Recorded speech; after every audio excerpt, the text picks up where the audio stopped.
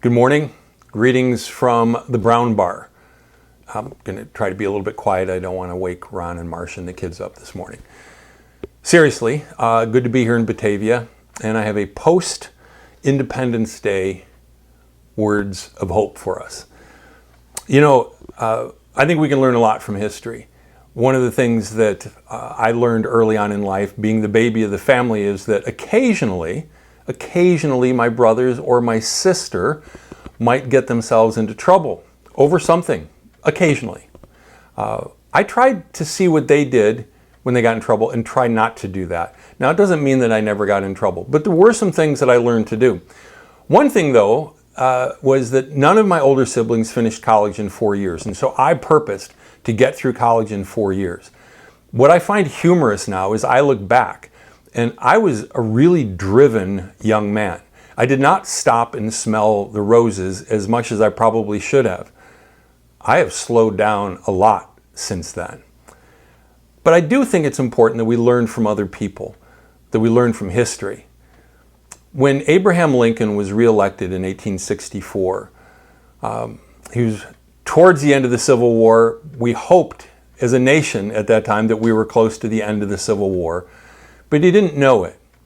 I love some of the words that he shared in his second inaugural address, and I want to share some of those with you right now. And they just came to mind this past week. And I hope that as you think of America, and we're not in a civil war, but we're not all on the same page. I want to share this. With malice toward none, with charity for all, with firmness in the right as God gives us to see the right, let us strive on to finish the work we are in, to bind up the nation's wounds, to care for him who shall have borne the battle, and for his widow, and for his orphan, to do all which may achieve and cherish a just and a lasting peace among ourselves and with all nations. Even though Lincoln, in essence, was the president of the North, he already knew his goal, his hope, was that he would be the president of all the United States again. I know there's a lot of reasons why, when the South seceded, they didn't let them go, but they didn't. They considered them Americans.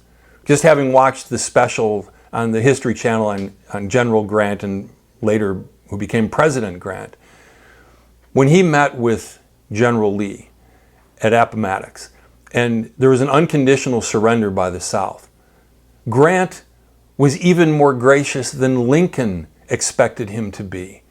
He allowed the soldiers of the Confederacy to go home with their horses so that they could get home, so they could begin farming again. Why? Most years in November, every 4 years before an election, I put out a post, and I say that tomorrow morning, somewhere around 49% of us are going to be either happy or sad, and the other 51% are going to be happy or sad. And sometimes I get the candidate that I want, and sometimes I don't. But what I try to put out every 4 years is, regardless, tomorrow morning, the night after the election, we will still all be Americans.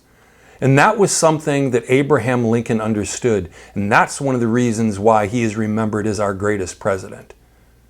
And that's one of the things that made General Grant, later President Grant, a great man, is that he understood that there was no enemy in the Civil War. We were all Americans, and now it was time to start binding the wounds. You know, America is in a difficult spot today. It's easy to demonize today. It's easy to dehumanize people that don't think the same way that we do. I want to encourage you, wherever you are today, to pray for America, to pray for this nation, that we will come through this as a better people. Jesus had some very interesting words to speak, and let me share them with you, and I'll wrap this up. In Luke chapter 11, verse 17, he says this: "Any kingdom divided by civil war is doomed. A family splintered by feuding will fall apart." So whether you're a Democrat, an independent, or Republican this morning, do you understand that people that don't have the same mindset, that they too are Americans? I was encouraged as I considered how Grant and how Lincoln approached those that had a different ideology. They believed that we were all Americans. Do we? Pray for America. God bless you. Have a wonderful day.